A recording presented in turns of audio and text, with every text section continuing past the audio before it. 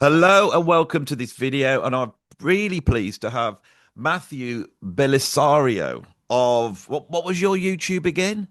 Belisario Sonic That's YouTube too long a channel. word for me to say, Matthew.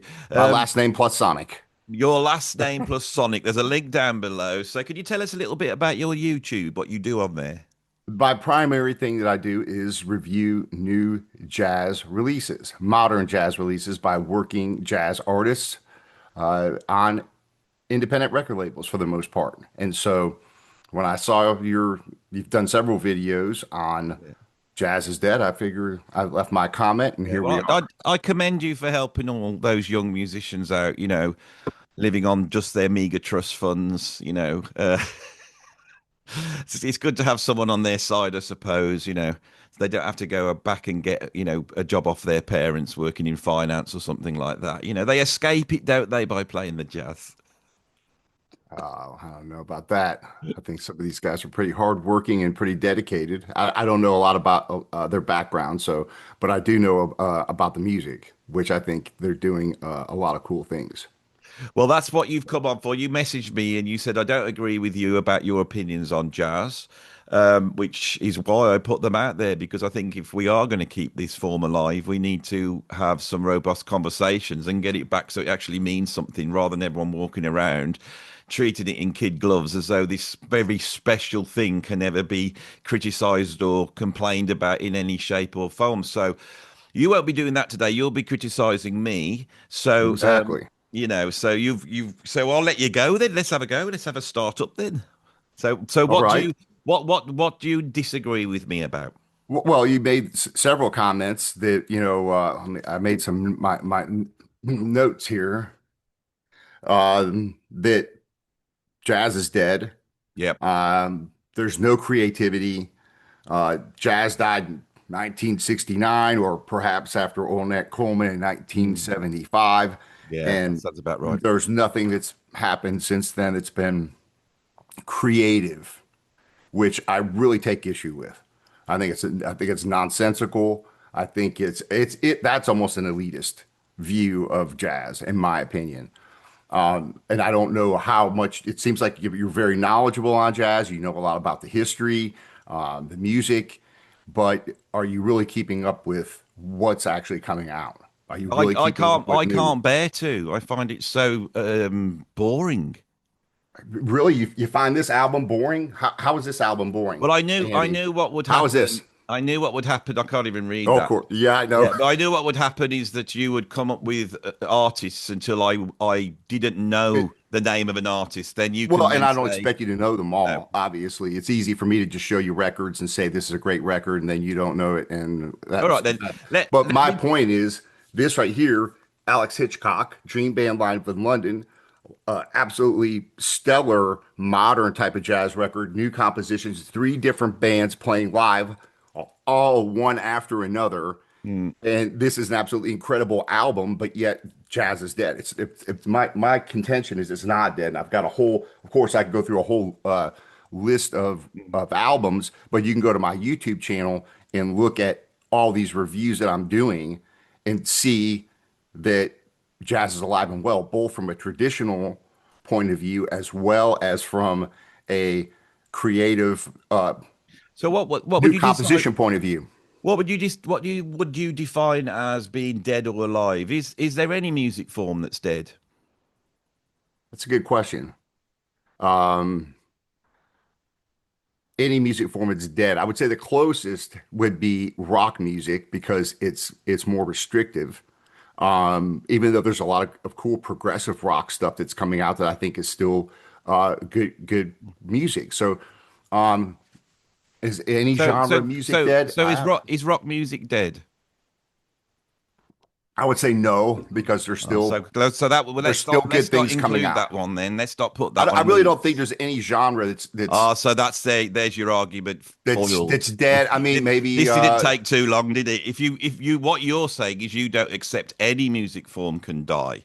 You don't uh, like the idea of differentiating between a dead form or a live form. But I would suggest that when somebody goes to play Beethoven, although Beethoven is incredible and although Beethoven was brilliant at the time, the person playing Beethoven cannot change Beethoven too much. In fact, they're pretty restricted in how they can play Beethoven because the music of Beethoven is dead.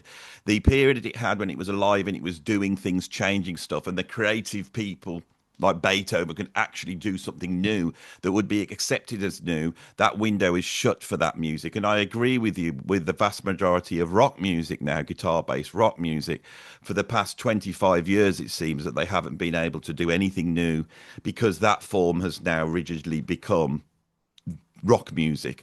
Now, with jazz, I believe this has happened with jazz, but on a level really counter to what the spirit of jazz is. So Okay, you have to explain. accept whether you believe a form could be dead or alive. And see, you could play great Gregorian chants, you can play great Beethoven, Mozart. And when these jazz musicians what I hear is educated musicians who have gone to college, who are playing the form, and they are measuring it on how well they do it.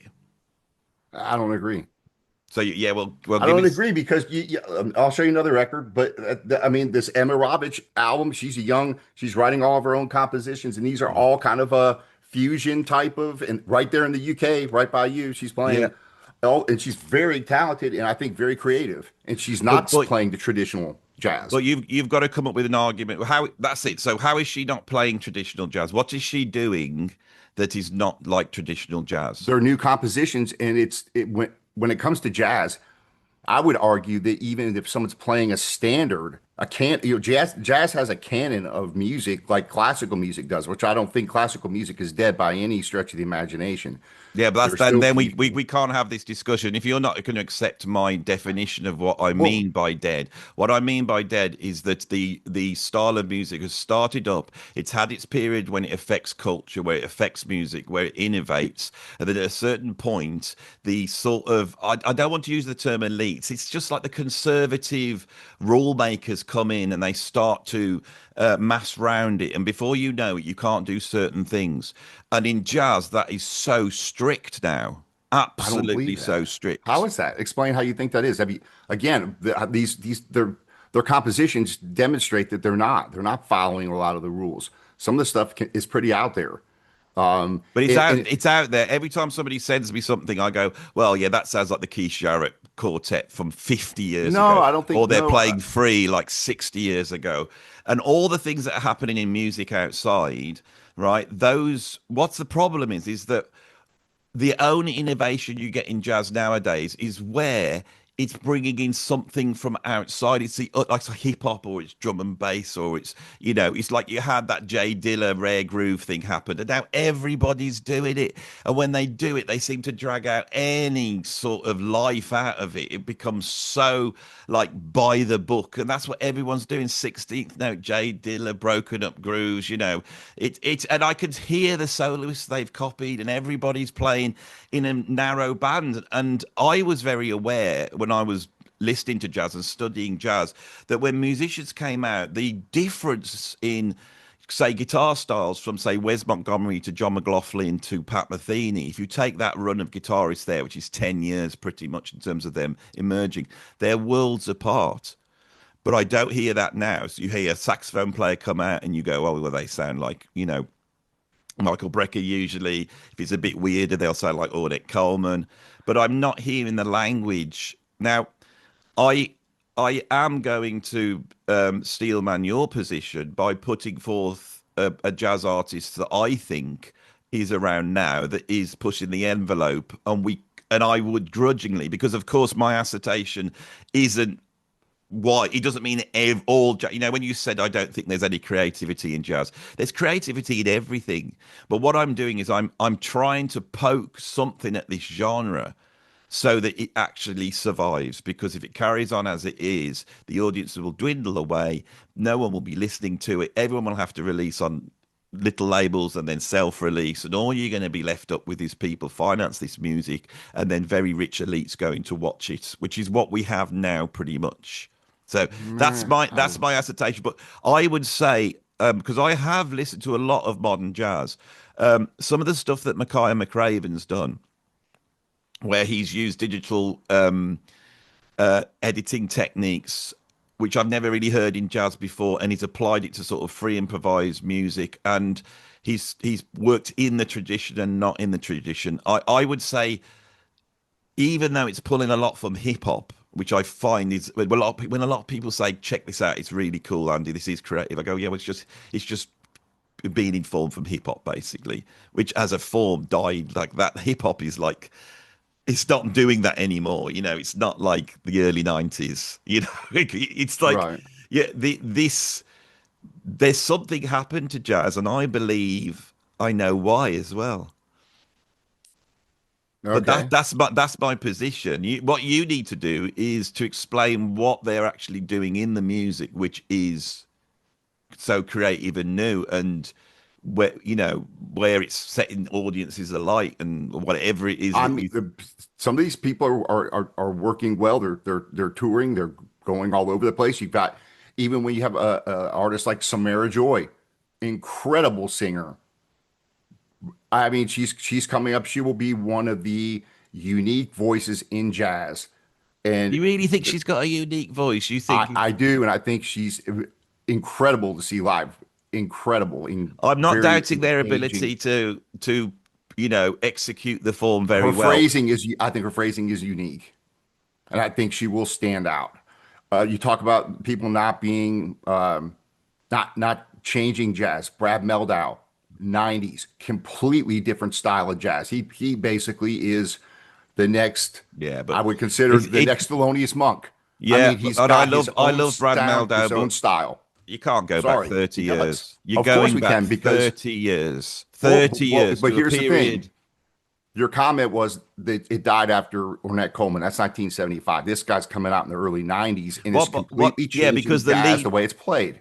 If you take the leap between Ornette Coleman and jazz that's happening just about 3 or 4 years earlier, the leap is huge. Whether you look at Brad Meldau, yes, we what we saw was the fusion thing was very successful. It sold a lot of records, and at that point, jazz decided to not accept that. It decided to push it away. And we see a movement in jazz by the 1980s. We are now got that sort of revisionist, Winter Marsalis, Sure. Young Lions approach. Now that was financial. The funding that was out in the 1980s was for black music, black classical music. That's how they saw jazz. So the funding started to pour in for that. Artists that were a lot more fringe were not only not funded. People like Alan Holdsworth, I would say, would be an example of this. A musician that was truly unlike anything 10 Sure. years before. Now every single guitarist, if you listen to them, you go, I'm like, what are they going to sound like? Is it going to be like Schofield? Is it going to be like Pat Metheny? Or is it going to be like Holdsworth? And I got sick to death of having to hear Holdsworth licks just coming at me from guitar players. I get sick of hearing Michael Brecker licks coming at me. And I think part of the problem with jazz is, if I'm really honest, is that history that started to it rejected fusion, and then when hip hop went towards jazz in the early 90s, and you had the Roots, and then you had Jazz Mataz, you had a whole bunch of artists doing that. I think jazz accepted that. I think Steve Coleman was an incredibly creative. To argue against myself, I think Steve Coleman was an absolute brilliant changer of the music. And what he pioneered, the M bass in the 1980s, early 90s, is what everybody seems to be doing now. It's a dilute version of that. But that was because the jazz world accepted hip hop and they didn't mind that crossover. They've not let any proper fusion back in.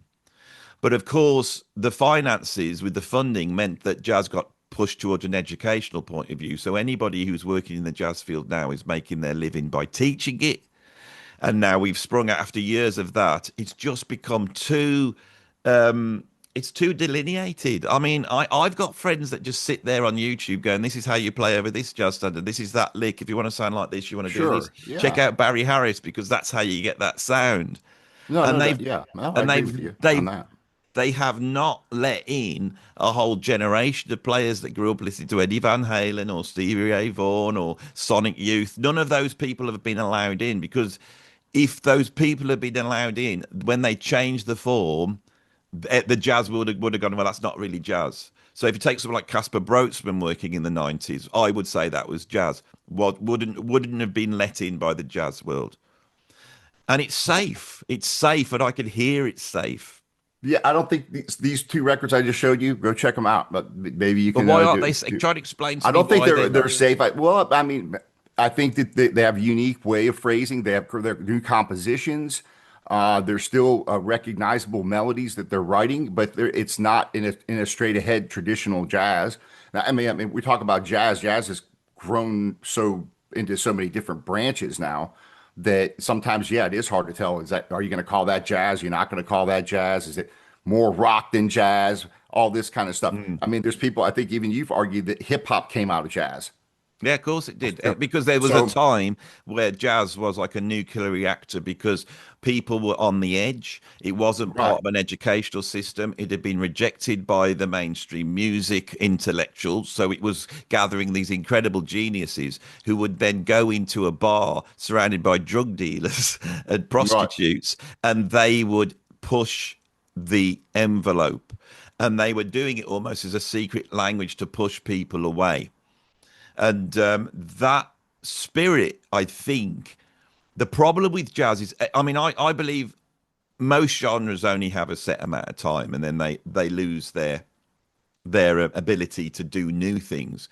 But the awful thing with jazz is that I think because in America there was no real classical music form, and there was a sort of anxiety with Americans. We've got our same thing with the British jazz scene. The British jazz scene to me is the most self-conscious, self-loathing scene. And that's why in London you're getting a lot of great jazz coming out at the moment. And it is very interesting jazz. I've got people, promoters who work in it, and they book those acts in. But the reason for that is because British jazz always has to be heavier, because if not, they worry that they're not American jazz.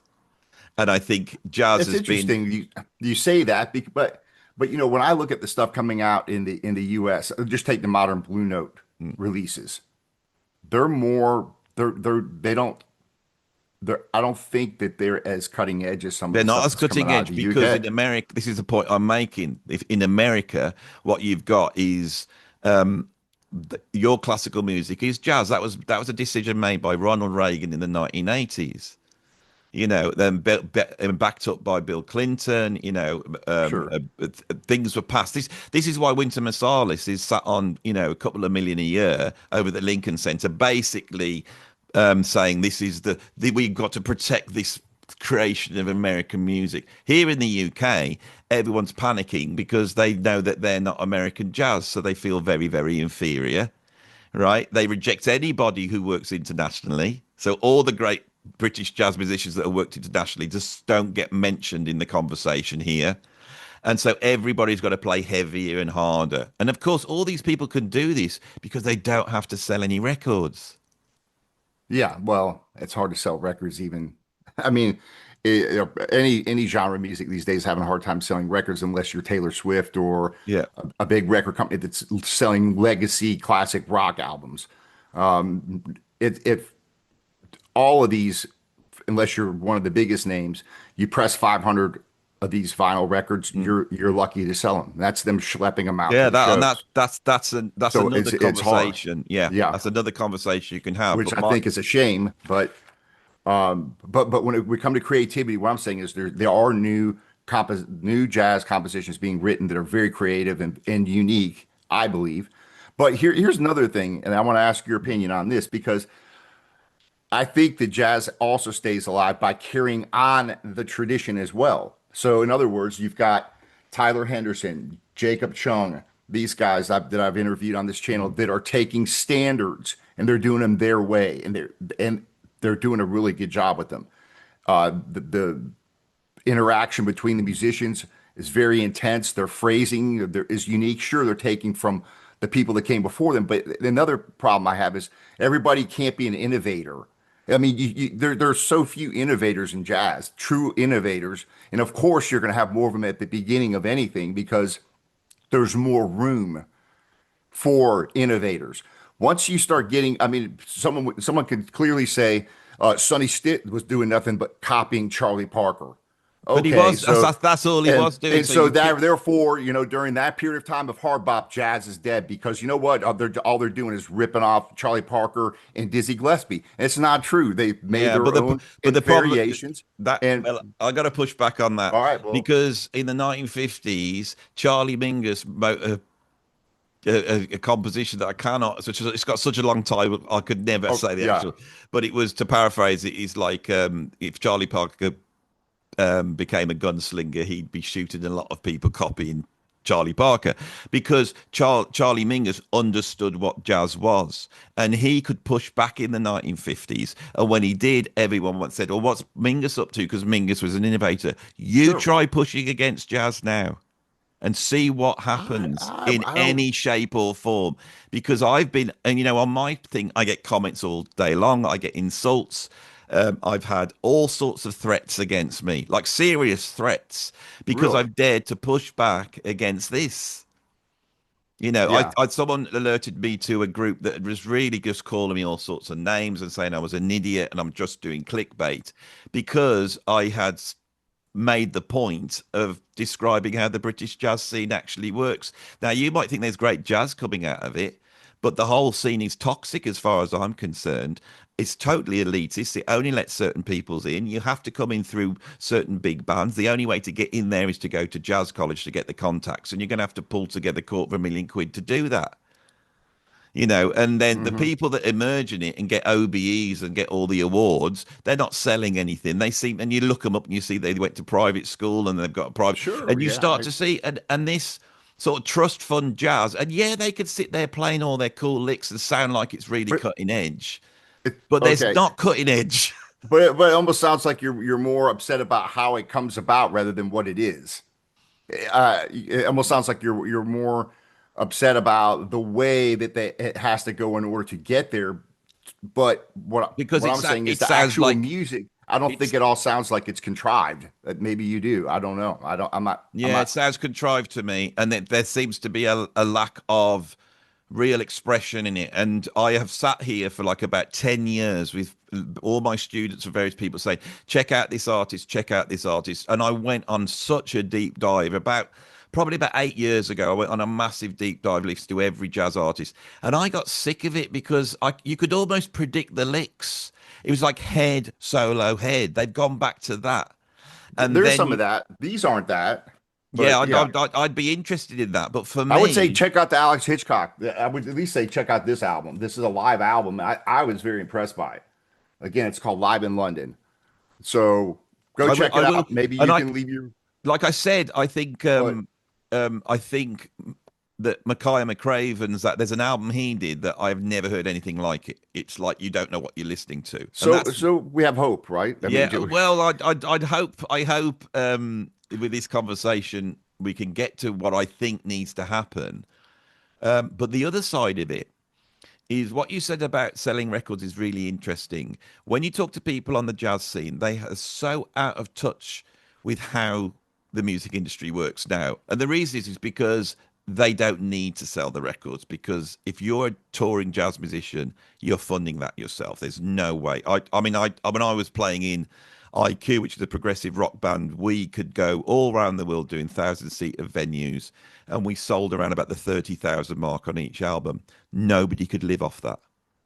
So when I see a jazz artist playing some jazz club, like unless you're like someone like say Scott Henderson, right, who's got a teaching position and then can just book right across Europe, playing loads of little small bars. This people have to understand the commercial thing with which this is in, and the funding's not there for anybody who doesn't play the game. And Scott Henderson's 70 years old, but he doesn't play the game. So there's no funding for him. He can't go to the Arts Council or whatever you have in America and get funding to do something because he doesn't fit in. hmm He's the no, yeah, wrong, that this we is what that's a you massive problem. It is a massive problem. I really we waste so much money on these your government, my government on ridiculous things, and they won't fund the arts. yeah. And so That's what that's that would definitely be a problem. yeah, and I would be funding first off certain artists that are absolute treasures, certain artists that at the moment are just trying to cut even. You don't want what happened to Alan Holdsworth to happen to any other genius. You know, that Right. happened recently. That happened recently. And the The, reason is because Alan Holdsworth couldn't access the jazz world. He was a trust fund kid. He didn't have loads of money in the bank. There was no funding he could apply for. You know, he couldn't do some project based upon some sort of identity politics, which where the funding comes in. And I've worked on those projects, so I've got nothing against that as such, but it's the reality of it is. And so he spent 20 years really trying to live off his gigs, which just drove him almost to the point, well, it did drive him to the point of ruin, living in one little flat, you know, living. I mean, I if I was in charge of the funding and I gone, Alan, there you go, you're a treasure. We look after you. We could right. they haven't been able to recognise the great jazz musicians for about 40 years. You know, But yeah. No, I agree with you on that point. and so Um, and that was always the case. You know, jazz musicians would die, nobody cared about them. But you, what's grown out? It's come out of the colleges really, and I think amongst young people, there's a need to conform and go, look at how good I am. I'm playing jazz. I'm playing all the licks. You know what really made me think this was the case was that I got very interested in the sort of YouTube, Instagram jazz world because there's a ton of money there, and those people have got there themselves. I'm pretty sure they're all ex-jazz college, private income people. But the Snarky Puppies and the Dirty Loops and the Lewis Coles and all those people, for me, Thundercat is another example where they have pushed jazz. They've come out pushed jazz. They've got mainstream appeal, but yet I don't think the jazz world really wants to deal with them as being jazz. So people will be sniffy about Snarky Puppy, right? Now, within that, the band that really pioneered that for me was Bad Bad Not Good, which I thought were a really great creative jazz group.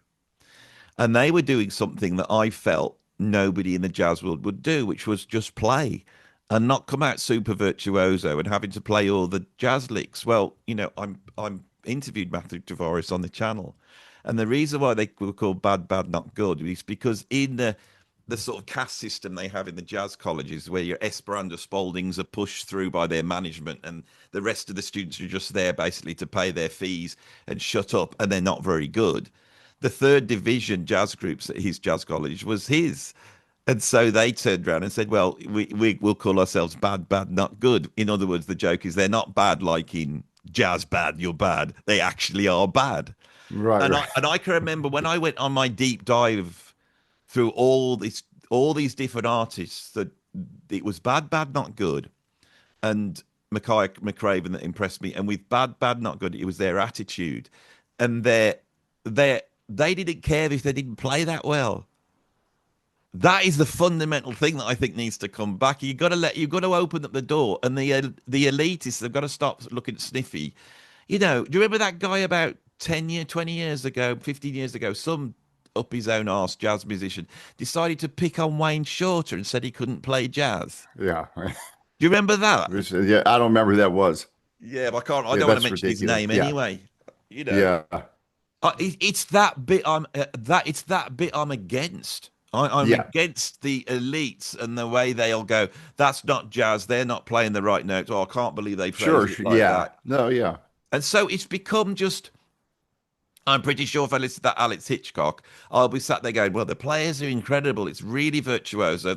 Everything's too complex." Nobody wants to say, and then the drums come in and they're doing the metric modulations and There's a lot everyone's. more space on this between, I don't know, check it out and listen to it. But here's another thing that when I'm talking about keeping jazz alive, I think that it's necessary for people to carry on the straight ahead tradition because there's people that want to hear that. There's people that want to go to a bar and hear straight ahead jazz. We have here in Birmingham, we've got a jam session, and it's hard bop jam session, and people love it, and it's one of the best things musically happening in the city. I mean, of course, Birmingham's not, Alabama's not known for it's really known for jazz, but it's hasn't been a huge impact on the jazz scene as a whole recently in modern times. But of course, But I I'm think just up it's the road from Birmingham, England, so Birmingham, that England. we've Yeah, got a kinship there. And there used to be a jam session. It was called the Cannonball Jazz Session. So anybody watching this around, it'll go, "Oh, Andy just mentioned that,"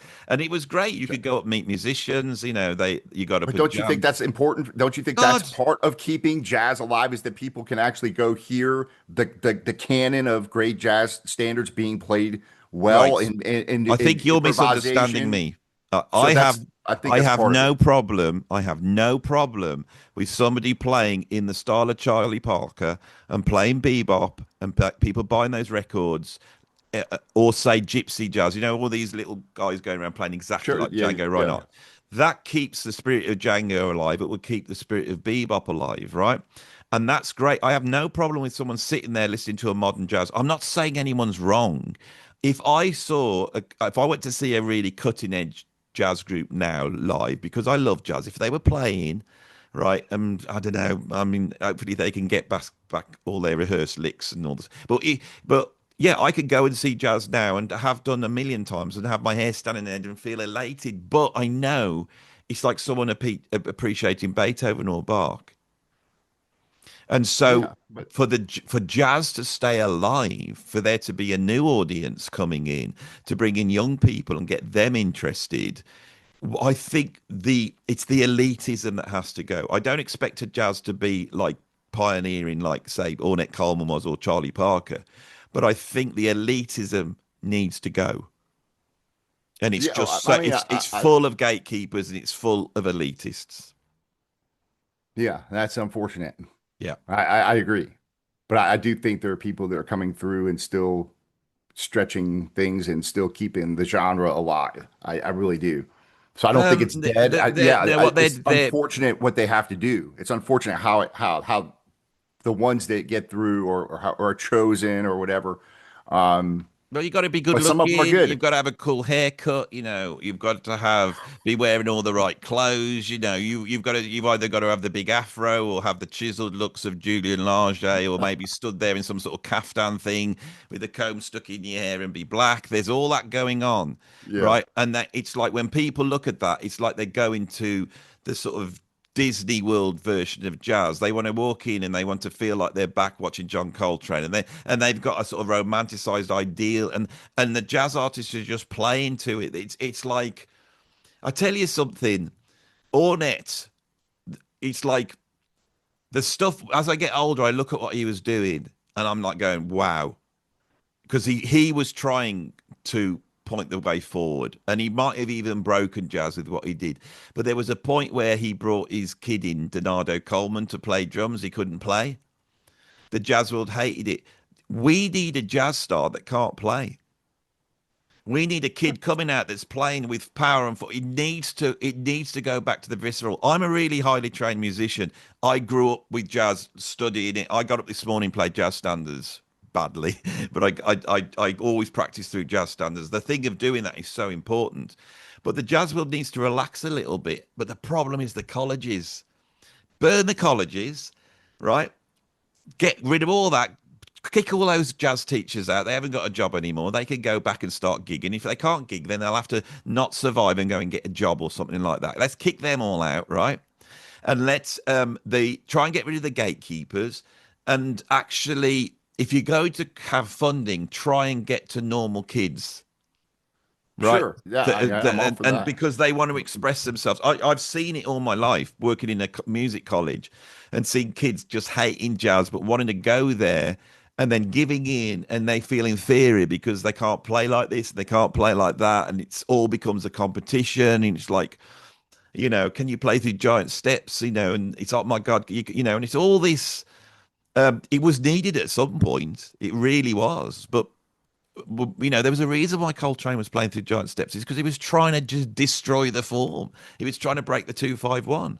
That all that aspect of having the discussion about what jazz is trying to do. I listen to modern artists. I think, what are you trying to do? Oh, sound like ECM jazz from 1975, or doing a tame version of M bass.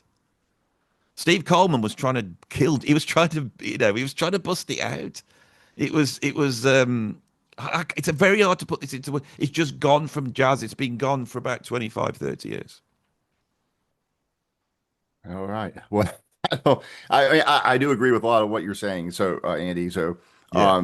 but I think that there's also an important part in jazz college. I wouldn't throw everything out, because I think there's a lot of great mentorship that goes on that's For passed on what? from To a play lot of, like what?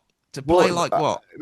you kind of have to, in order to break the boundaries, you kind of got to know what, I think you have to know what they are. I mean, all those guys you were just mentioning, they all came through traditional school, all of them.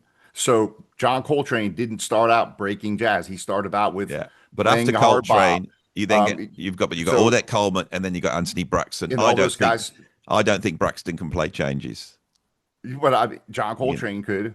Yeah, Coltrane could, but So Braxton what I'm couldn't. saying is like a lot of these innovators, Miles Davis, they all kind of started out with a certain framework, and then they took it and they dismantled it, and or took pieces and kind of went off and did all these things. So I don't necessarily think that somebody who's being handed on, you have some great mentors in jazz, these legends that are still mentoring these young Mhm. guys.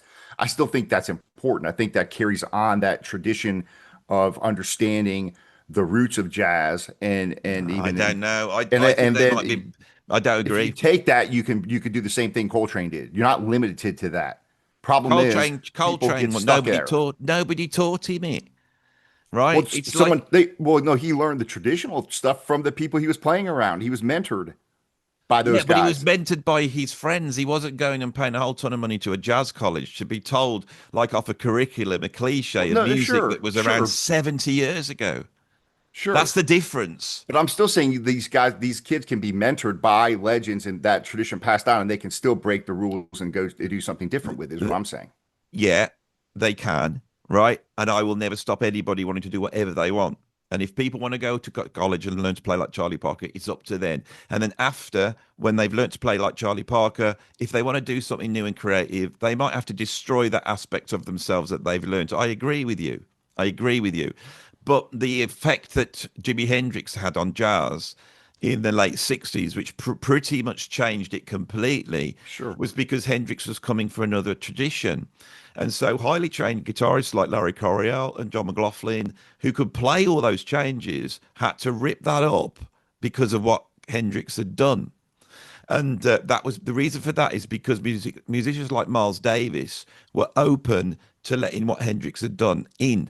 But by that point, the critique and the gatekeepers were just starting to emerge. And so Miles got criticized for it.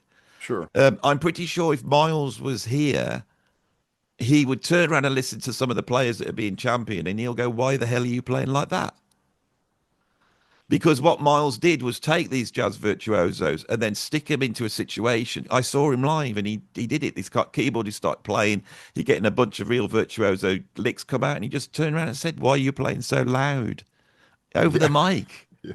And the bloke just stopped and then he had to start again, not knowing what to do, and that spirit of not knowing what to do. There's something I find miraculous. If you take that generation of fusion musicians, if you take Joe Zawinul, who grew up listening to basically Louis Armstrong and the big bands, and he comes through, but by 1975, he's making Black Market Weather Report. And you go back to 20 or 30 years of what jazz was like when he was learning. And you go, Joe Zawinul learned that. Duke Ellington, he learned to play like that, but his music sounded like that. Right. And I just don't hear the chat. I can't hear. I got to be honest. I'm so old. I probably, if I did hear it, I probably wouldn't like it anyway. Because I probably want my nice conservative jazz, and everyone just playing the licks I like. I'm aware of that, but I was originally a painter, and I had an art training, and it was very important to shake the whole thing down. Yeah. It does need shaking down. It does need Yeah, shaking yeah, down. yeah. I mean, I agree with you on that. But I think that there's a danger where we get the old is always better type mentality, which It is is. also dangerous because I could take a record when I was younger, and it's like that record was so awesome. I listened to it over and over and over again, right? And it became part of my musical DNA, Mm, so to speak. yeah. And so when you get somebody that's new, it takes a bit to sit down and listen to a new record, and then you're comparing it to these old records, right? But the old records, really, it's not a fair, you're almost not giving it a fair shake because you've got this, what you've heard and what you like here. And then all of a sudden it's something new or being done, something that's not, or you think that they're ripping off that person. Well, they might not necessarily being ripping them off. Like I said, the whole Sonny Stitt thing, Sonny Stitt is awesome. But people all the time, oh, he's Charlie Parker. Well, he no, he didn't play exactly like Charlie Parker. He put his own stamp on it, and the guy was There's brilliant, a difference brilliant. between putting your own stamp But on it and actually shaking up the scene so it can keep going, bring new people into it, sell records. I think probably the biggest problem with jazz is if anybody was to come out as a jazz musician and sell records, they would get the Kenny G treatment and everybody would hate their guts. So yeah, nobody can win. I see that with like Snarky Puppy, and that's heavy stuff. yeah, no, I like them too. Yeah, I love them. And yeah. is it Corey Wong, the keyboard I don't, I'm not player? a big Kenny G fan, but that's another debate. That for another time. I can't stand Kenny G, but that, Did you see that? I mean, I think that's what you were reacting. Did you see where I took the Kenny G licks and stuck them yeah, over the Keith Jarrett's? What did that sound yeah, like to you? It was pretty yeah. heavy, wasn't it? Yeah, he's actually a good horn player. He's a very he's a but he's not his records that he's releasing. I don't consider to be jazz. I consider those to be R&B with a horn. So I don't consider those jazz What's records. rhythm and blues if it's It's not rhythm and blues. But jazz? I would say yeah, right. It's not. But yeah, so he's It's not really a totally jazz jazz. player. Kenny No, G is jazz, how is it? completely jazz. It's It's totally because what he that's smooth does. jazz. It's not smooth. It's rhythm and blues with a horn. Well, the beat's a rhythm and blues beat, but he plays the So tune it's and then not he plays jazz. through it. That's what do you think they did in the old days? You've just like been championing all this.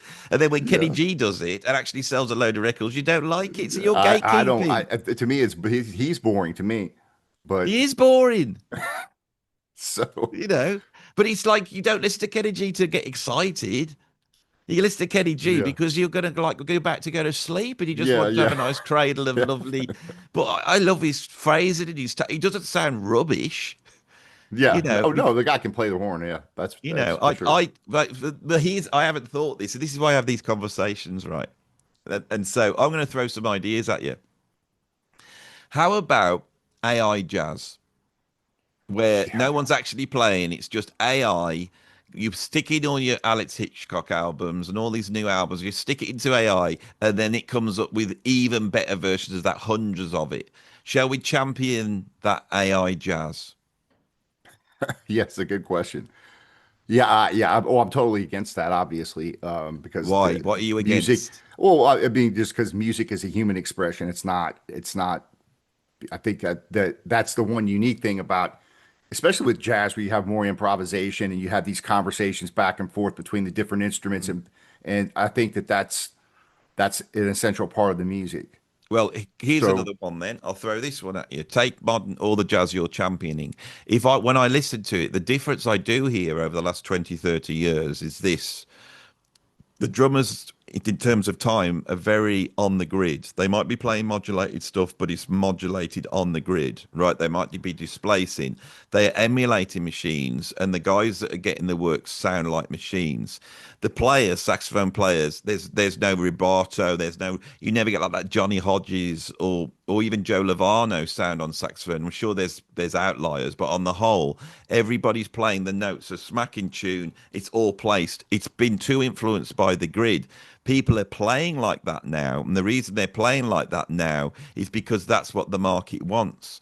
And I'm not too sure in this modern day and age how much of this is dialed in, fixed by computers, using all sorts of digital audio workstation techniques, And I yeah, wouldn't be surprised if you like that Alex Hitchcock album because it's live and there's actually, I might listen yeah, to it and go, well, oh God, my God, this sounds live. It sounds like a band in a room and they're really playing and they're making mistakes and going wrong. Or is it because you can record stuff digitally that Alex Hitchcock edited every single mistake out of it? So it always sounds like he was playing perfect because they all sound like they're playing perfect. There's no bum yeah, notes. There's no yeah. out. I get what you're saying. Yeah, So I feel that the move aesthetically towards jazz is a less human sound. That's how everybody's playing, and that's what people are impressed by. And I and I wonder whether, yeah, you're just feeding it to AI on a plate. I don't want AI jazz to come out, but the truth No. is, by your argument, if there's stuff coming out and it sounds great and it's doing all the stuff, because the one thing AI can't do is innovate. So it's always going to sound like what jazz sounded like before. And I've Right. sat with AI and I've been producing stuff and go, well, yeah, it just sounds like modern jazz. So that's my question. How would jazz musicians beat AI? What do they need to do to stop sounding like AI? Yeah, I will a lot the conversations I have, which I've had over the last year and a half with all these jazz musicians. I talk to them about the recording process, and most of them they don't do any editing. They pick the best take. They go in the studio, they record two or three takes, maybe one take if they like it, and that's what they do. Now, can they edit? Yeah, of course they could edit. Mm, But like Eric Alexander, I'm sure you know who he is. mm. One of the greatest saxophone players probably playing right now. And that guy is incredible. Vincent But he's Herring. incredible because when you listen to him, he never goes wrong. Well, I don't know. He just put out a live record. Check it out.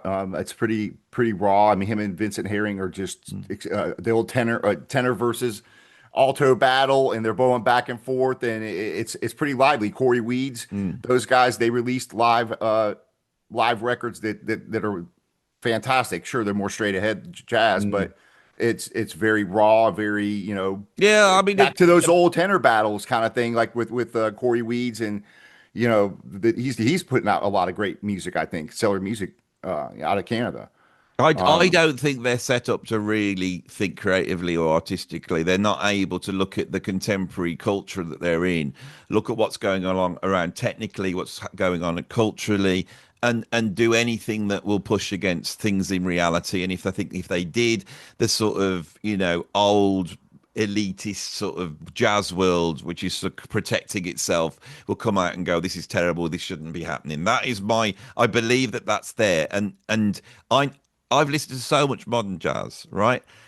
If it doesn't sound like the older stuff to me. That is the thing that I want to try and get across on this is it's lacking a sort of bravery and spirit and in the moment. It lacks a devil may care. I would love to bring these musicians in. This is why I've got my YouTube the way I have and why I've got a studio. I'd love to bring improvising musicians in and they just play. I've done it quite a few times and they play. I don't edit it. It goes out as it is, and people can see it.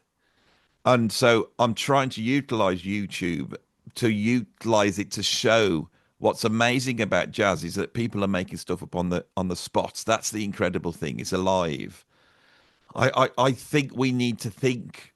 I It's the establishment. The establishment jazz scene is too. This is what you've got to do. This is how you do it. This is how you make Who it. are the gatekeepers? Who do you think are the gatekeepers? Just the colleges or what? No, Because some of these, everybody, the people who like jazz, the people who listen to it, the audiences, the labels, the festivals, especially the jazz colleges and the education system, a whole bunch of. I mean, look at when look what happened when that. I mean, they're much bigger than me. I can't remember ages ago when I said this. I said all modern jazz musicians sound the same, and some big YouTubers came on and started just sat there trying to rip me apart. They didn't like it. They could have invited me on and like you have and said, let's have a proper conversation about it. And I don't expect people to agree with me. I don't expect you to agree with me. But I am obviously taking a very strong position here in the hope that someone goes, Andy might be a bit right. And next time I'm going to play, we just play it. If we cock it up, we cock it up. Just play it, or let's mess with the. What can you do with AI? What can you do? Can we work with AI and improvise over it? Can we transform AI with our jazz improvisation? Or whatever it is that they feel like they have the joy of feeling like they could do whatever they want rather than sure, jumping through the yeah, jazz hoops. So because I every time I put something on, it's almost like, oh yeah, I know exactly what you're gonna do next. I can't explain it. Even if they're trying to play like Peter Brotzman, I still go, yeah, I know what you're doing here, and you sound exactly like that. It's yeah. like when I did said all that, those guys could have had me on and have a proper conversation, but instead I pushed back, so they took down the video.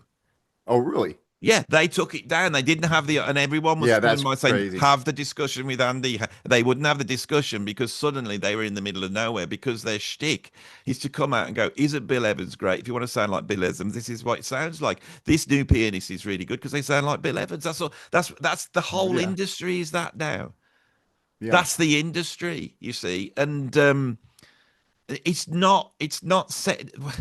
Honestly, I feel that the extreme metal bands, you know, these drummers that are doing blast beats and playing all this weird bonkers stuff, it's way more creative than any modern jazz drummers. I mean, yeah, but you could take creative too far where, it's like I can play my armpit on a record or something, and I call that creative. I mean, But there's jazz something that, musicians used to do that. yeah, That's what jazz was. They were all but it doesn't crazy. necessarily mean it's good, is what I'm saying. It Yeah, I could be know creative and because not good. you're part of this system that is No, I'm sat there not. going, I don't want that, and you don't want to push it too far. I don't want to listen to somebody farting in a jar. That's not I my mean, well, thing. I mean, Cecil Taylor, right? Incredible pianist. I don't really like him. Is he creative? Yeah. Does he play some stuff that's crazy when I'm sitting there listening to it? Yeah. Would I sit there and listen to that record over and over again? No. No, they nobody will because the So, jazz. I tell you, that's you've just uh, highlighted. I think the modern jazz world cannot take free jazz. Free jazz and fusion, like I'm talking about proper fusion. It doesn't like the commercial end, right? So it doesn't like the Kenny G's and all the, like you said, R&B with a saxophone. And the modern jazz world also can't deal with free jazz. I like some free jazz. It's just some of it is I don't like it. I mean, we can't like everything. I mean, No, because obviously if you don't because like say everything, say but if I'm you just saying if just because it's creative doesn't mean it's good. I mean, you can't just say that, oh, there's something that's never been heard before. It's good. It might not be. It if might be a something's guy. creative, it's good because without that, we It's will not. die as a species. I could And record if my toilet recording my toilet flushing. That doesn't make it good music. It just means that I woke up this morning and felt like recording my toilet flushing. Well, at I'm least just you've done something that's a little bit more original than what most jazz musicians did, and you actually got up and had a decision and did it, and didn't think about what the great big elites think you should play, and what sure. notes Yeah, you should play, I and what get that. grooves I you get should play, that. and how it I should get. sound, and where you put the microphones, and how you're going to present it, and all that sort of stuff. No, I think you should. I think you should make your album flushing your toilet, and I want to hear it, and I want to see it, and I will be interested in it because this jazz guy has gone. I can't take it anymore. I'm going to prove that Andy wrong, and I'm going to put my album out of me flushing the toilet. But I will be listening to that because it sounds more interesting. You see, it's like music's not just about being on a roller coaster ride. It's not just about enjoying yourself. It's not about just sitting getting lost in the notes. So, as someone who really knows how to play the notes that everyone else has played before, that gets you a great feeling. Just because it's making you feel good doesn't mean it's good. Heroin does the same thing, and so do Well, theme I mean, parks. It's sure. the fact that you enjoy it does not make it good. Well, it's if you enjoy it, it's good. It's obviously it's good in the sense that you enjoy it. Well, you might Doesn't enjoy mean all it's, but sorts it of doesn't mean it's things. groundbreaking. Doesn't mean Well, it's it might be groundbreaking. evil. I mean, people enjoy doing stuff that's absolutely evil. My point is people enjoying stuff is not in any shape or form a mark of it being good. So we've lost our definition of what is good because What is jazz good? is just gone up its own bottom and can't deal with actually dealing with creativity, which is a balance between, If nobody enjoys it, though, you're never going to. If nobody enjoys it, and how you're do you just know? You've making just jumped flushing from your you. No, toilet, you've jumped from you enjoying it. Now you're like a Marxist. You're telling that you're now saying everybody's got to enjoy no, it or not. no, no, I They don't think enjoy that. Kenny G. Yeah, of course, So but I why don't aren't you think they all championing have Kenny to. G? No, but what I'm saying is, if I flush my toilet and record it on the freaking CD, I can almost guarantee you it ain't going to sell any records and no one's going to But the like it. I jazz can almost music is gonna. guarantee it. But it's at least going to be more interesting and still say that I sell don't the find it same interesting. number of as a modern jazz album because nobody's really listening to this. The numbers are The inconsequential. number is under 4% of all jazz sales, including the reissues. Under 4% of all sales are jazz. So It, yeah, it it's may- pretty it's dismal. just doesn't make any difference. Now the Sure. thing is that I realize. I mean, it might sound incredibly insane what I'm saying, but my realization of this made me realize that I could get a big. I've got a bigger audience than most British jazz musicians have now because I do 1 million views a month, and if I put an artist on, they ring me up and go, "Oh my God, I'm selling CDs because I was on your channel." Sure. Right? Yeah. Would the jazz world let me in? No. Right, which is And I've insane. got I agree. examples of that. I know people on the jazz scene, and are they going, can we, bring this artist onto your channel? Do you want to play with these guys? Do you want to be involved in this? No. And I sit there going, and I chat to certain jazz musicians who are being marginalized as well, because a lot of jazz musicians have come privately to me. What have you thought about starting your own label? I mean, you Like, could there's no start point. your own You label. don't make money by selling No, records. because you have enough of a following where if you actually took something and put it out, you could probably sell more, like you just said, you probably sell more records than what they're selling now. Yeah, I And could and do you that. and you Yeah, can and you can but pick the it, people you want to record and but that the you thing think is, are worthy of being I that's recorded. that is what I Just plan to do. But the thing is that I'm moving there very slowly. But I would love to do that, and I would love to actually champion the more marginalized jazz artists that are contacting me and say I can't get a gig on the festivals. It's right. usually because their race, their age, the sort of music they're playing. Right? If you put those all together, that will marginalize you. And it's happening at both ends. You've got it at the avant-garde end, the person who wants to be flushing the toilet, which I'm all for, right? I got to be honest. If I might after this, if I could, I would just love to bring a really good jazz rhythm section in, just drums and bass. Let them walk through the blues while I stand there flushing a toilet, and I'll You put have to the send album that to out me. and I'll put the Uh, video out, and I promise you that video will get more views it probably than will. some kid out of college spending his mom and dad's money by going.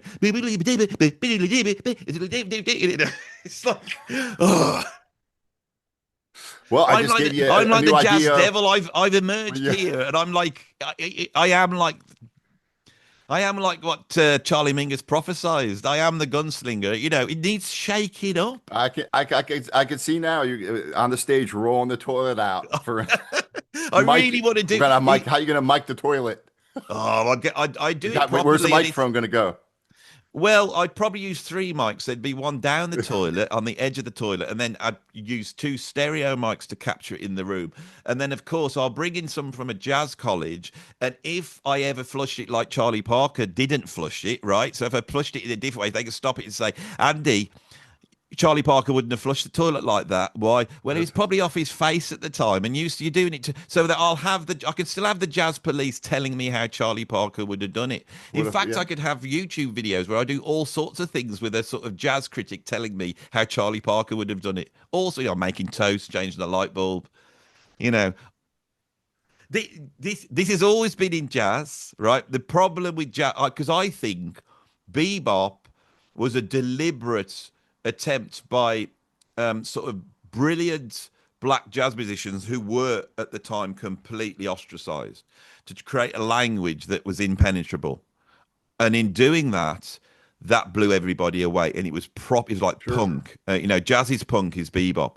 But then the colleges emerge, and it's the language of bebop. Nobody's trying to play like Louis Armstrong. And if they did, they might learn something. Because Louis Yeah, Armstrong sung songs and he used noises and he had beats and grooves and he told stories, right? It would be absolutely. great to have that. I, I, I, I'm not doing this just to be a pain in the bum. I think we need to have an idea out there. A lot of modern jazz, it's not selling. The only people who go in it are like the family members of the band or people who are involved in it, and they're being told, we just had the Parliamentary Jazz Awards in the UK. They all came out the nominations for the Jazz Awards. Nobody's heard of any of these artists. They're all patting each other on the back. And then when you look at them, it's all sort of politically correct, playing the right stuff, acting in the right way. There is nothing that would upset an upper educated middle class person in any of that at all. There's nothing that's going to shake it up at all. Yeah, That, and it's right. like I then did a video, poked a few fun at it, pointed out all these people with their OBEs and knighthoods and how they got their radio shows and their television shows and where they'd come from and what they're doing and why they're there. You know, it's like here in the UK, there's a big thing about bringing more black people into the world of jazz, right? Working class, normal black people in the UK know nothing about jazz, nothing at Yeah, all, right? Nothing at all. It's not getting to them whatsoever. If you go into London, the thing that's happening is drill and all this stuff, which is quite negative in a way and not, you know, do you want to critique that? What is British black music at the moment? When Courtney Pine came out, he was playing like Coltrane, but he'd come through British reggae bands influenced by Steel Pulse, and he was selling millions of records. His albums were in the charts. Everybody was suddenly listening to his stuff. It can be done. Courtney Pine had a ton of charisma. He was an incredible player, but he brought in that world something that was also drawing on the British black music tradition. And I it was amazing. It was amazing. We need something like that to happen. It needs to open the doors up to normal people. It's got to get to normal people. I think that's the thing. It's Mm. got to get to normal people. I don't know how you do that. Yeah. Well, You I know, think some of these independent record labels are more open than obviously the big record companies are completely just clueless. I mean, clueless unless they're reissuing the old stuff. I mean, yeah. that's it. You get Blue Note, Universal Music, all these different. It's like, okay, they have nothing to do with creativity and music whatsoever. But I think a lot of these independent jazz labels are more open to people that they just run across, so to speak, and give them a chance to record and things like that. I think it's not quite as dire of a picture you're painting, but I agree with Yeah, a lot of what you're saying. if I get out of this sort of YouTube mode of, I mean, we've gone for a while now, so if anyone's watching at this point, because obviously, I want to do something that's entertaining and talk to you in a way. I warned you at the But start, that I'm going to come back pretty yeah, heavy. yeah, Yeah, yeah. there are some incredible players around, right? There is a range of artists around. Some of them are doing interesting stuff, which is why I mentioned early on that there's a couple of artists I've heard that I think are really great. But I have learned through doing my YouTube that the money is not in album sales or even gigs. It's in online. This is why the Snarky Puppy guys are millionaires, right? Because that's where it is. And the idea of having bands, I don't think it works anymore.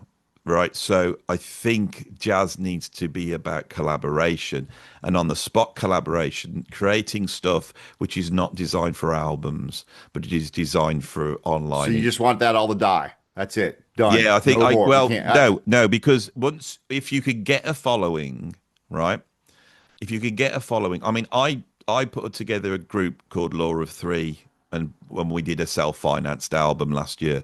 Now, Roy Marchbank is exactly the sort of musician who is absolutely on another level as a player, right? The jazz world will never let him in.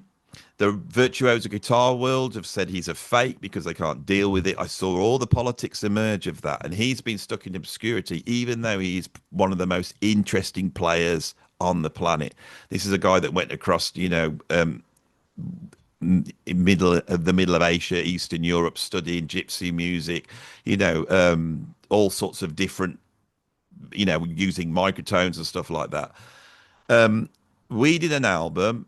It used a lot of guitar synthesis, which I think was quite unique in the way that Roy was doing it.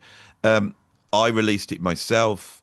It made a complete profit within 2 days. It sold thousands, right? The jazz world doesn't know about it. It's completely outside it because my YouTube was able to market it in a certain way.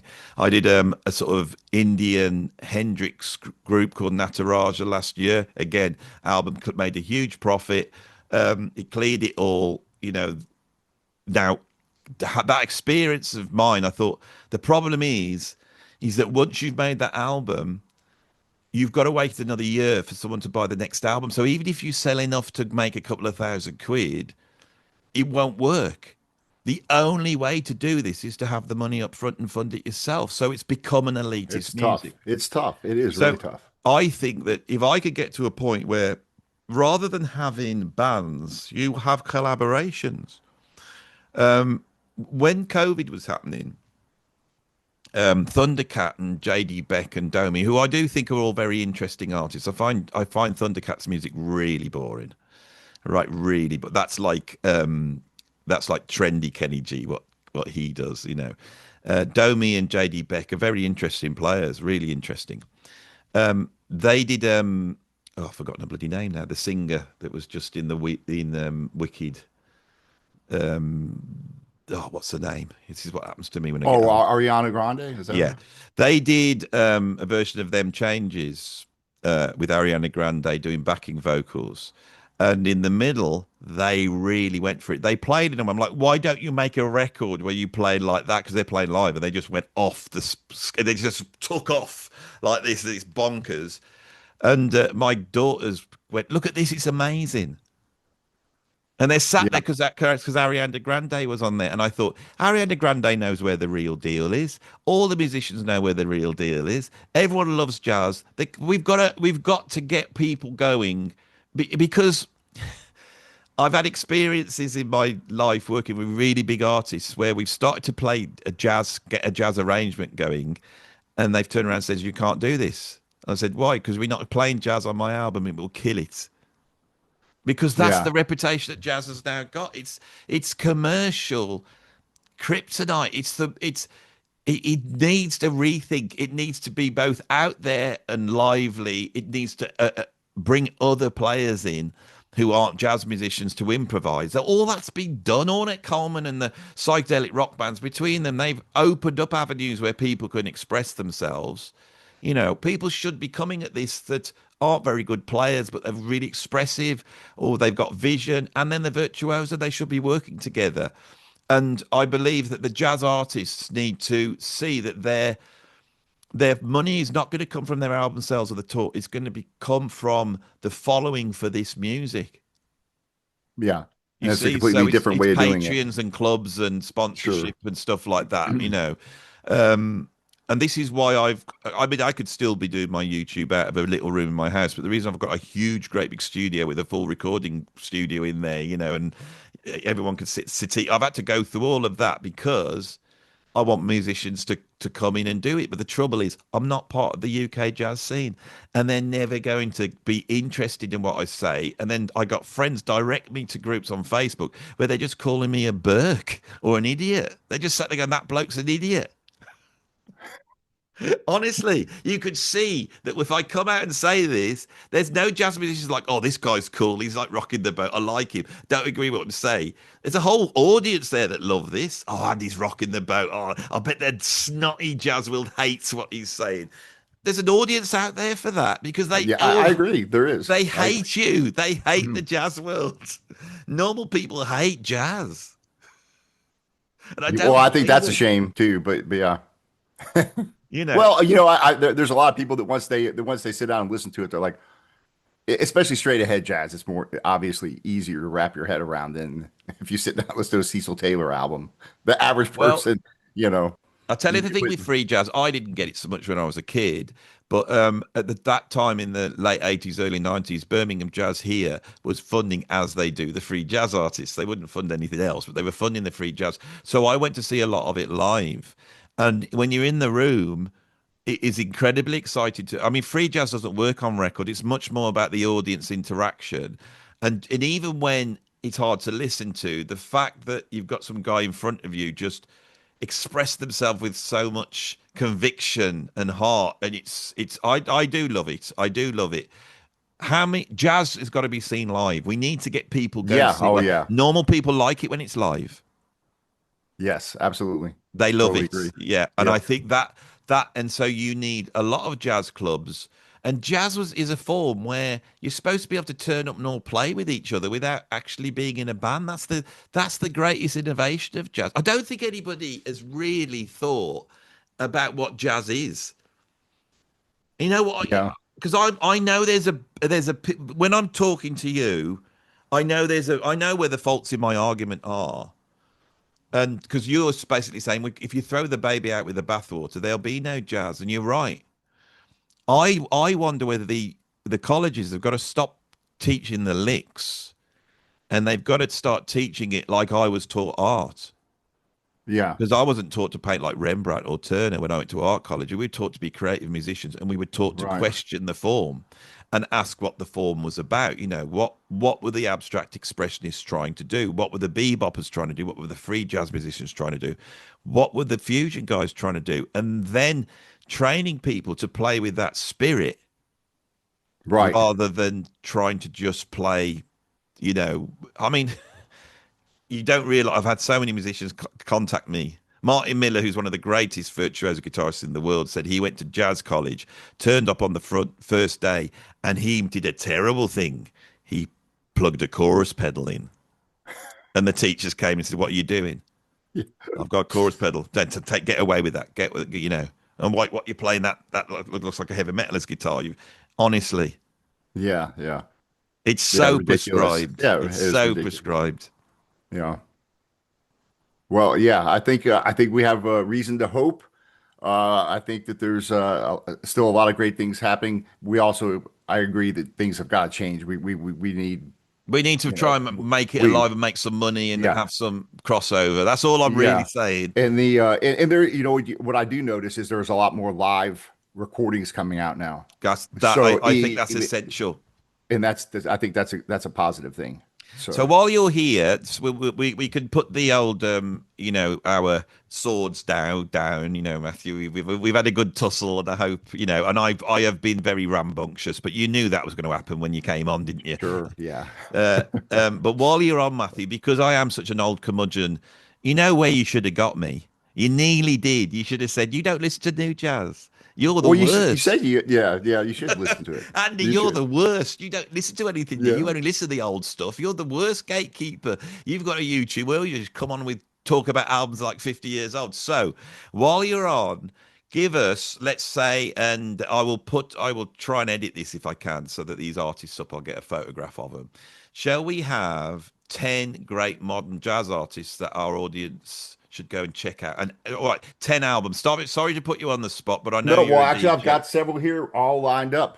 Yeah, let's So do it then. Let's do it let's then. do it. So, All right. So those artists that have just got very annoyed with me for doing this, exactly. please notice I'm using this video to try and sell some of their records. Okay, so I tell us think about this that one. Alex Hitchcock live, Dream Band live in London, 3 LP set with 3 different lineups, all live, recorded.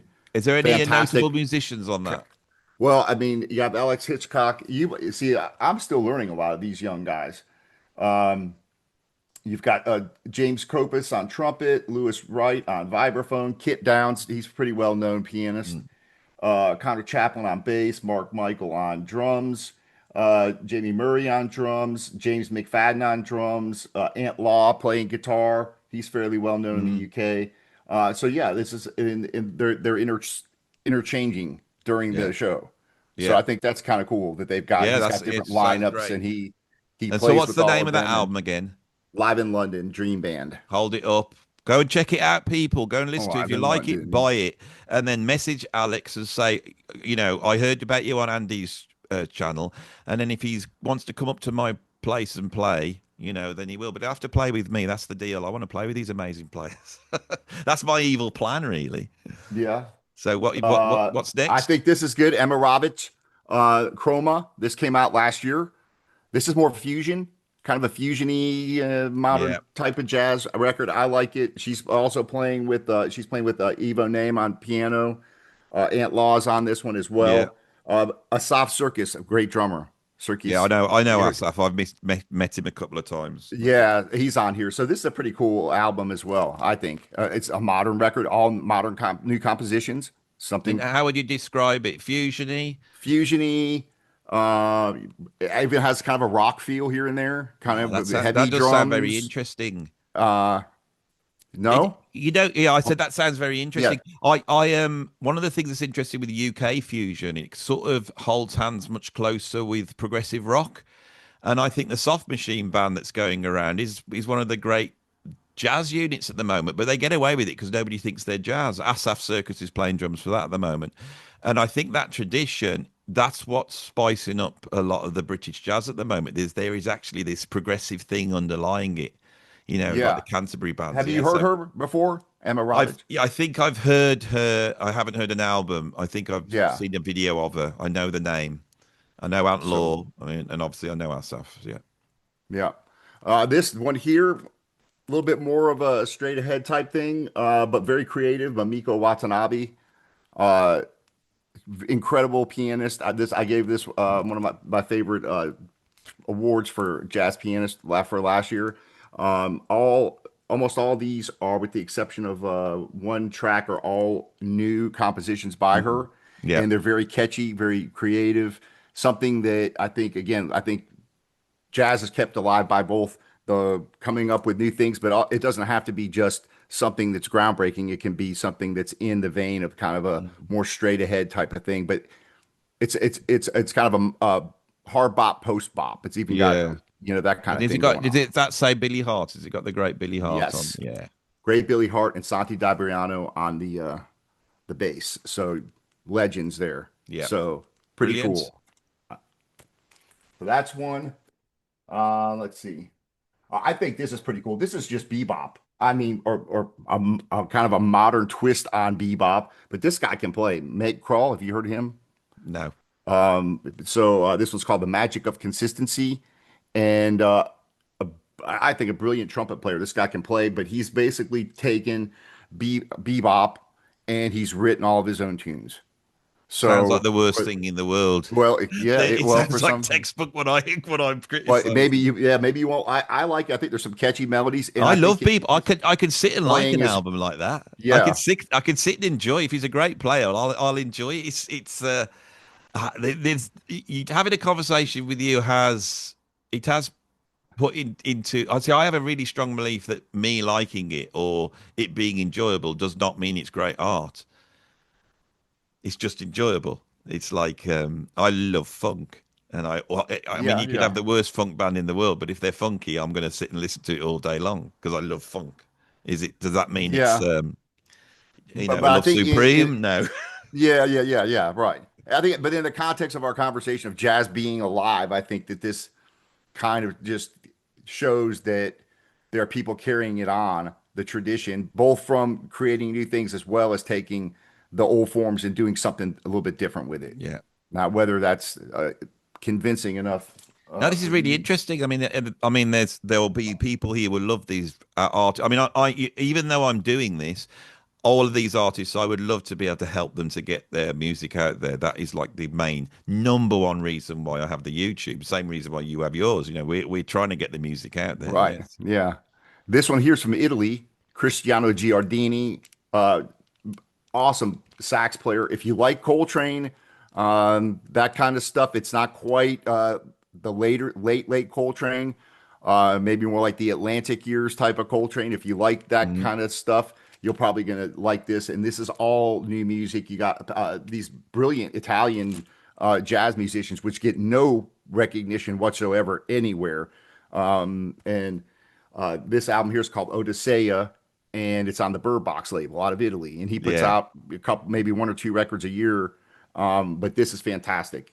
So you got a Paolo Recchia on alto, Luca Manuzza's incredible pianist, and Kim Bianucco on bass, and Sasha Mashin. That guy's a phenomenal drummer, Andy. I don't know if you've heard him, Sasha Mashin, There's too many good players out there now. incredible player. That I think this is fantastic. So we got a We couple need to more here. cull. We need to cull all the good players. We need to, And make a there's stew. too Make many a of stew. them. We need to cull them. We need to knock it down to about 10%. Yeah. Yeah. All right. I got four more. You got time, Andy. Yeah, of course I have. Yeah. So this one here, straight ahead. But to me, this is what keeps it exciting. What is the heavy hitters on the Cellar Music label? You've got this is to me like today's jazz legends that are playing straight ahead jazz. Yeah, you might sit there and say, "Oh, it's just straight ahead jazz." These guys are just playing, but these guys are on fire. This is a live album, and so I think that's Jeremy Pelt, Mm. trumpet player, incredible. Vincent Herring, Alexander Claffey, incredible bass player. Kenny Washington, of course, everybody knows Kenny Mm. Washington. He's on here, and then of course you've got Mike Ladon and Eric Alexander. I mean, those two guys are the top players in straight ahead jazz that you're going to get. So you're not going to, if you like straight ahead jazz and you want to keep that alive, this record here does that. Yeah, oh, no, not really. So Kill the straight ahead jazz. There's enough records there. I'm happy with what I've got. then we've You know, got this one, which I think A is waste of breath. What's this? another incredible one for out of Italy, which has been raved as being a standard for audiophile recordings, Mm. which is Alessandro Bianchini. He's a vibraphone player. Another one on the Bird Box label, incredible. A little bit more of a modern jazz post bop thing going on here, so it's not just a straight ahead thing really. And you've got a lot of different players on here: alto saxophone player Lorenzo Simoni, Masio Micheli on bass. Having a hard time reading. Giacomo Pepetti on bass and Simone Brilli on drums. This is a studio recording and two live tracks, and he does an actual classical tune on here, a Bach tune on the That sounds vibraphone. great. But I'm it's glad you're doing the Italian names here. like, yeah, exactly. Two more. This new one that just came out, Julian Shore, pianist. This is kind of, I would say, more out there, very abstract. This is very abstract. So for people that like, kind of, so it's going to take you three or four listens to this record to really grasp it. That one of those kind of records, I think. Yep. So this Julian Shore, and this one's called Sub Rosa, Julian Shore Trio. So you got Julian Shore on piano, Martin Nevin on bass, and Alan Mednard on drums. So I Brilliant. think that's a fantastic for abstract. Just it's going to take you a few listens. And now this I think is a cool one. You might not like this one, Andy, just because he is taking and building characters, and what he's doing is taking his favorite pianist and he's composing tunes that he likes that kind of fit that style. So he's taking he's got one on here, Kismet. Basically he's just painting characters. What pianist has he chosen? So he's chosen he's got one on here that is a tribute to Brad Meldau, Keith Jarrett. Um, does one in the spirit of Wayne Shorter, of course, who's not a pianist, but um, so he's taken like these his favorites, and then he's kind of written compositions that he thinks are Yeah, kind yeah. of in It's that just spirit. it's interesting who they pick, and because I Yeah, think there's a whole bunch of problems in terms of what the jazz world is decided is great, and so there's a whole bunch of. It's really weird. It's like at the free end, the jazz world can't take it, but also uh, people like Errol Garner and George Shearing that are just brilliant pianists who did something else and sold a ton of records. Ahmad Jamal sold a ton of records, even though he's not that well known, and right. yet people aren't listening to that or learning because they've been told to listen to a certain bunch Yeah, of he's players. this guy's an encyclopedia of like I had him on the channel twice, and he really knows all the different pianists, and you could tell him how does so and so play. Here's how Yeah. he phrases here. Very knowledgeable. But these are pretty catchy tunes. They're pretty memorable, and if you like that more straight ahead jazz that's in the spirit of these particular guys, it's a pretty cool record. I really enjoy listening to it. So, but I think is, he says he has such a well-grounded knowledge in all these pianists. I think I'm looking forward to seeing what he's going to do in the future of his own Is writing. this his first album then? This is his second album Yeah. on the Cellar Music label. So it's called Building Characters. I think it's pretty cool. So, um, keeping the spirit of jazz alive. So, um, and recognizing all those great players. And there's the last album that I'm going to say is a masterpiece that came out after 1975, and we talked about them already. But this album, Largo by Brad Meldau, of course, not brand new, but this is a masterpiece, I think. Yeah. So, all right, those are my When the video goes some of up, them. if you come on and just do a comment that lists all those albums, Sure, we'll sure. know what they are. Yeah, or you can name them, but if you want to put a link in, that would be fine. But if you just want to name them so people can go and check those out. I've been getting into Brad Meldo. I do really like his stuff. I think he's great. I haven't checked that album out, so I really will be interested to go and listen to that one. But even with Brad Meldo, his actual piano style for me, I can't quite grab it like I can grab, say, Chick Corea Really? or See, I think he's Thelonious better than Monk. Chick. I think he's better than Chick Corea. I think he's better technically. I think the way his phrasing, the way his two hands work completely doing. I think he's a better player than Chick Corea. That's my opinion. I I think really think he's better. really that's incredible. Because Chick Corea can I mean, I guess you could say that with a lot of people, they have their own sound, but Chick Corea to me kind of repeated himself a lot. Well, because he's got his own sound. That's my point. You know, And Thelonious that's Monk true. and Bill Evans and Chick But Corea I and just Keith don't. I Jarrett. think I think Brad's a little more creative. I think Brad can do more things. I think he can bring in classical elements. He can bring in rock elements. He can take a Beatles tune and make it a jazz tune, and it doesn't sound cheesy like most people Yeah, will try yeah. to jazz up a Beatles tune. I love his compositional approach. I love the elements he brings in. I love the way he plays with them. I do. I love all that. But his actual playing for me seems characterless compared to. I'm not saying it's lacking character completely, but it just does not have that edge that the pianists I love have. And also he tends to. They've all been Jarrettified. All these players have been like they play in this sort of Keith Jarrett way, and I just hear that in it. And there's a certain. It sort of sometimes becomes like nonsense to me that this is just you know it's really hard to explain. I don't think Chick Corea in terms of I don't know if you've heard his classical performances. They're Yeah, just I have. yeah, and he can play I'm classical. not saying Chick. I don't like Chick Corea. I don't think he's a great player. Obviously, I do. But I would actually prefer to listen to Brad than I would nowadays Chick Corea. But just Yeah, although I love like I Turn to do Forever understand and all that. that Yeah, stuff. I've got a couple of his albums, and it's the compositions that are great, and it's the direction, which is really great. He is taking jazz in a certain direction that I do find really interesting. I think the thing I love about Brad Meldau is that I've said this over and over again. There's a whole generation that came to jazz like me through heavy metal, through prog heavy metal. And that's been shut off by the jazz world. But Brad Meldau's not ashamed of it, and that's what I like about him. He will bring Yeah. great Beatles, and he will bring Rush or Gentle Giant, and he'll bring in those things. And I think it's musicians being allowed to do that. You Yeah, and know, I think that's untapped. I think that's untapped because I yeah, think what Brad did with the Beatles album, I mean, Al Di Meola's kind of done some kind of cool stuff yeah. with that too, but I think that's untapped. Like no one's really taken That's my today point. the That's my pop point. standards and taking them like they took the old show tunes and made those jazz standards.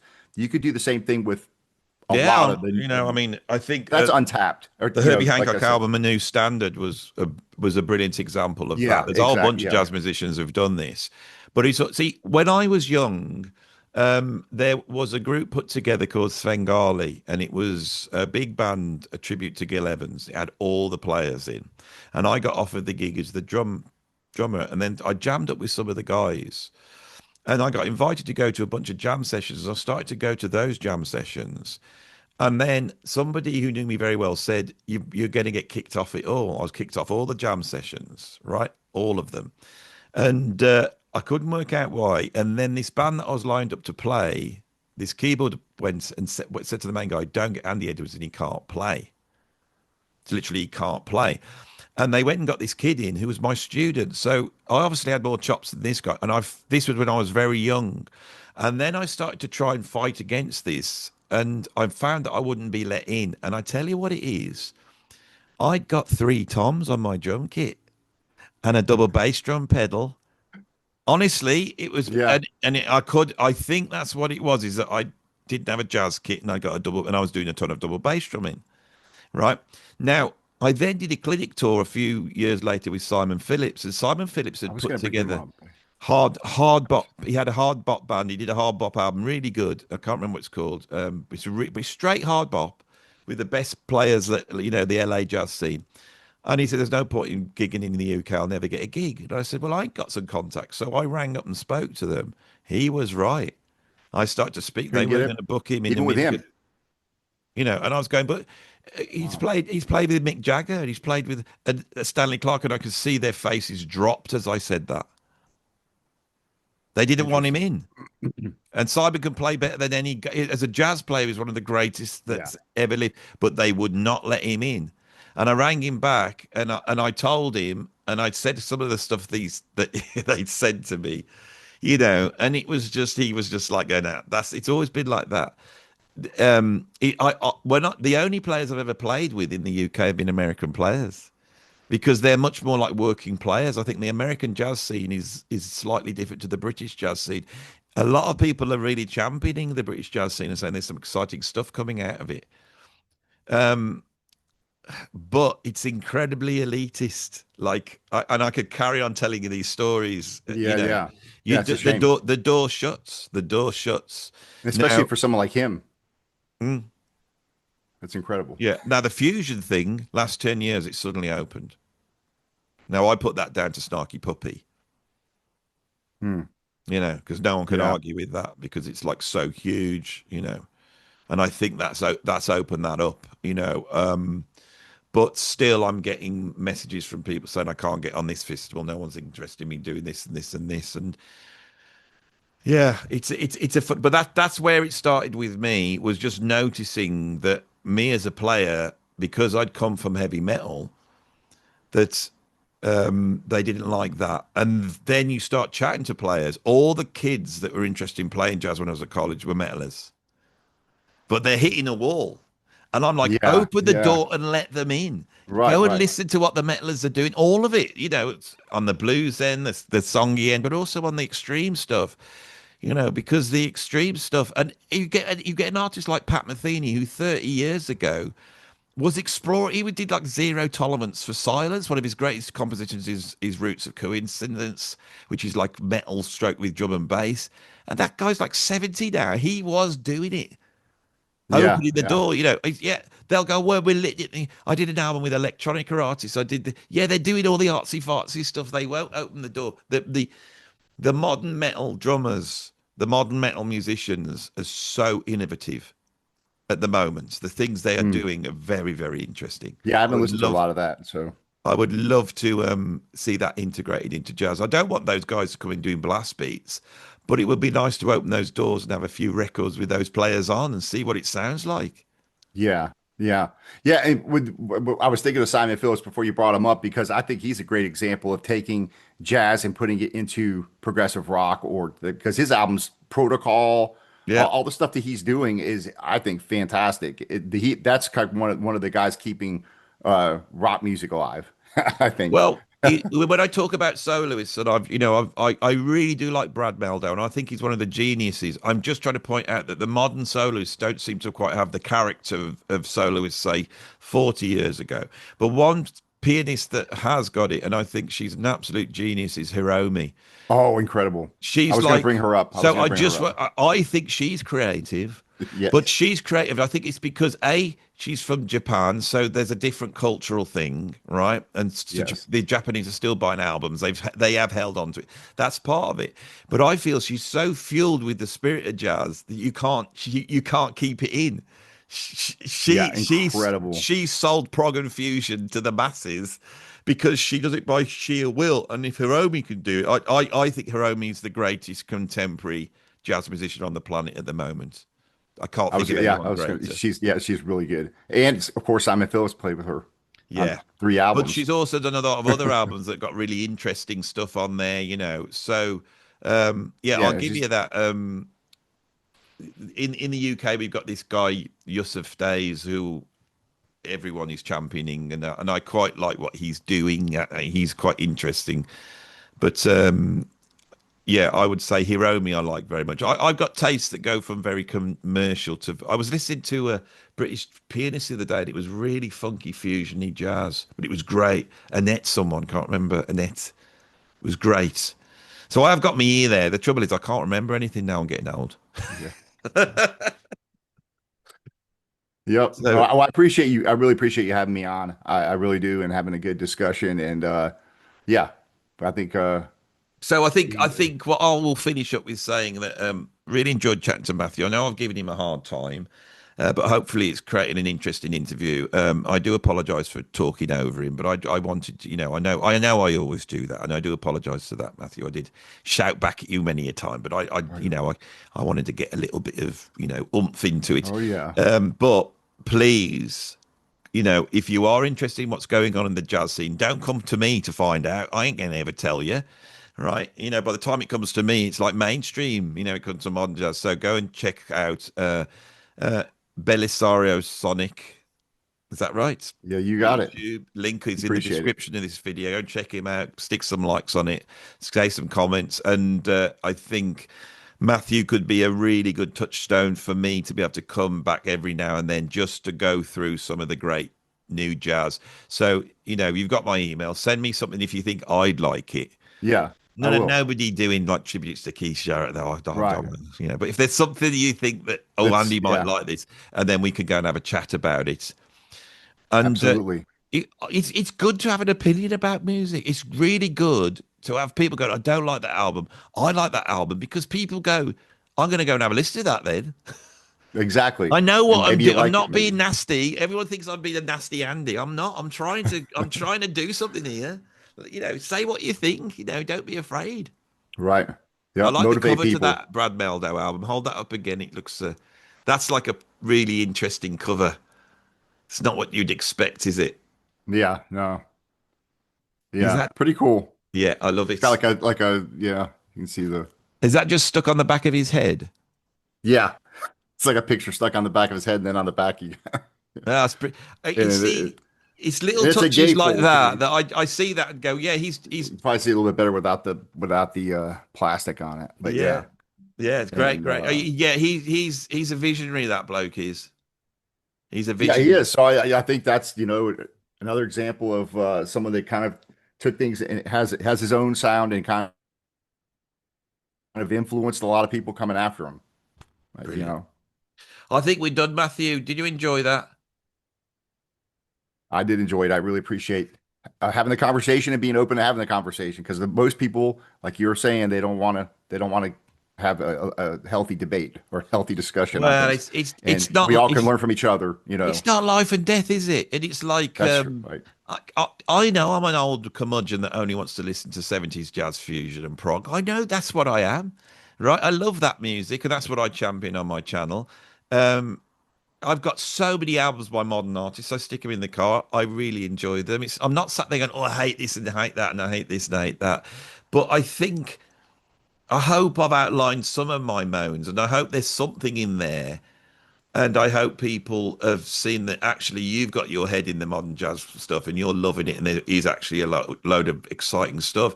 I think it's whether you're willing to accept jazz just played well and go, that's great, and I can just listen to great jazz because I like jazz, or whether you Yeah, continue well, on to reinvent the wheel. And that's a fault of mine because I started off as a painter, and we were all supposed to, when I was at art college, we were all supposed to do the old armpit recordings and all stuff like that. And I like a bit of that. So watch this space. If I can get a reasonable jazz bass player, drummer that don't mind, well, I could play the drums to it. I could have someone else flushing the toilet, so I just need a bass player. I exactly. might do it. I like the idea of setting up in the toilet as well. So you never know. You You never got to let know, me know. Matthew. You You got to might have send that to me. inspired me to do something. I want royalties. I want some royalties now for the That's creativity. I don't mind splitting the royalties with you. That's no problem. Can I pay you in subscribers? Yeah, yeah, exactly. So bloody get over and subscribe to Matthew's YouTube, you ungrateful lot, taking it all for free, watching all our content. They do, don't they, Matthew? They watch our content, they Yeah, enjoy it, exactly. and then they don't bloody subscribe. Yeah, It's all exactly. about the subscribers with a bloody YouTube. It is. It is. How many are you on at the moment? Actually, I'm getting ready to go over 3,000, so I'm That's tiny, pretty good. tiny, tiny, No, tiny compared to what 3,000. you've got. Getting to 3,000. That first thousand is hard. The next 2,000 is about as hard. The Yeah. next 4,000 is about as hard. That's how it goes. And then I'm finding I'm floundering a little bit, but I'm hoping that something will be on the cards in the future. Yeah, and have you noticed any changes on the algorithm of how it looks at things? I'm wondering if things have changed in the way that YouTube is what's in the head. I think what's in the subject line versus in the description now. The description doesn't matter as much. All this kind of stuff. I'm not sure if I've you. never thought the description matters. Yeah, really. I don't put any tags in, and I never put any links in now. I used to do all that, made no difference because when one went, I'll tell you what it goes on. It goes on the title and the thumbnail. And then when they click on it, they've got to stay there. So in the end, you've got to create content that people Content want to that's good. see.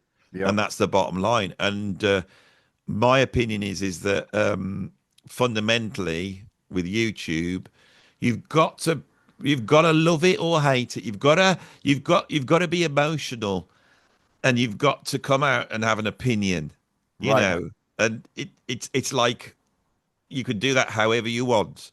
But the great YouTubers do it, and I spot how they do it. And I think, well, I can't do it like that. I tend to, I'm bombastic. A lot of mine's humor. I'm putting myself down. I'm putting Yeah, myself yeah. down. Well, I you got a run. great channel. I enjoy a lot of your videos. So you've got and Yeah, you're really well knowledge as far as the historical and all that, and a lot of those old albums I've never heard. So that's cool too because there's still so much to explore in all these. I would hate There's when a people ton. aren't buying records anymore and you got Spotify, and I tell you, in 30 years' time, you'll go on Spotify and these albums won't be there anymore. They'll have just slipped away because people have to pay for them to be there, and or they'll just die and no one will be listening to them. Right. I'm Good point. really into old film. And so, if you want to watch a certain old film, in the old days, I had a whole bunch of DVDs, and I'd track down a DVD, and I'd have that film on DVD, so I could still watch it. But now, if it's not on streaming, it's gone.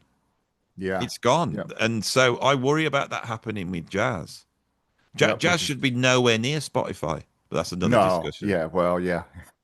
For another time. Yeah, another time. I'll definitely get back because I haven't got any. I haven't got anyone that occupies that space to come and talk about modern jazz, contemporary jazz, especially someone in the US that has got. You've got a really great. The fact that you've picked up all this Italian and British prog is very impressive because you're way better on jazz, British jazz than me. You know way more than me, and you're like on the other side of the world. Yeah, So, yeah. I try to keep up with it all, and by no means do I pick out the ones I really like. There's a lot of stuff coming out, yeah. and a lot of it I don't. It's like but the stuff I like I put on the channel. So I've got a mate called Dave Fuller, and he set up a jazz venue just about half an hour south of me, and he's booking all these British jazz stars. He's had them all on, and to start off, they were playing to like about 11 or 12 people because no one's heard of them. But now people know the reputation of the venue. He is now starting to get the audiences in, and so it would be great for you to get you two on chatting about because he knows the British jazz scene inside out, and you could talk about some of the people that are reaching the States, and we can talk about the fact that he's sunk his own money into it. Basically, he has covered the cost of running a venue that wasn't making a profit, but the reputation in the community starts to come up. That's what we need, and we also need that online. I'm pretty sure, in a couple of years' time, my YouTube will be I mean, it is already. If but I don't. Where's the jazz worlds? Where are they? right, right, Where are they? yeah. Well, You know. here's a title for your record: Tubular Toilets. Okay. There, I gave you a title too. So you probably need more than one. You're gonna need a Yeah. few. So come on, put my toilet jazz album I'm going to make. I want some. I want something in the comments as well. So now you've said that, I'm trying to rack my brain. You know. What about a kind of Lou? Kind of. Yeah, there's a lot of. We're gonna have to do a poll. We have Yeah. to do a poll. Yeah. We'll get Yeah. there. Do you have the word Lou in America? Lou. That's like it would That's make like a British British slang for toilet. for We toilet. Yeah, we don't we use have that here, bog, but I which is think I've really used coarse, and loo. Lou. Yeah, yeah, Oh, I need the loo. yeah. Well, so you got some ideas. I'm Yeah, let I'm me know. working on it now. I'm forming it in. There's a toilet just down from my studio, so I might be able to get the cables down from my studio down to the Yeah, toilet that's next to it, and you and I got can. different models. You can go get different ones. Record different places. Yeah, you got to get the tone right, haven't you? Really? Yeah, exactly. You got a Because lot of when it. reverb in Yeah, the well, I'm bathroom. like Keith Jarrett when it Perfect comes to reverb toilet chamber. jazz. If the toilet's not right, I'm in the right mood, and if anyone coughs while I'm doing it, I get in a right strop. I tell you that. That's You right. know. And I might make some noises as I'm flushing it, like Yeah. Jarrett. Yeah. Oh, Yeah.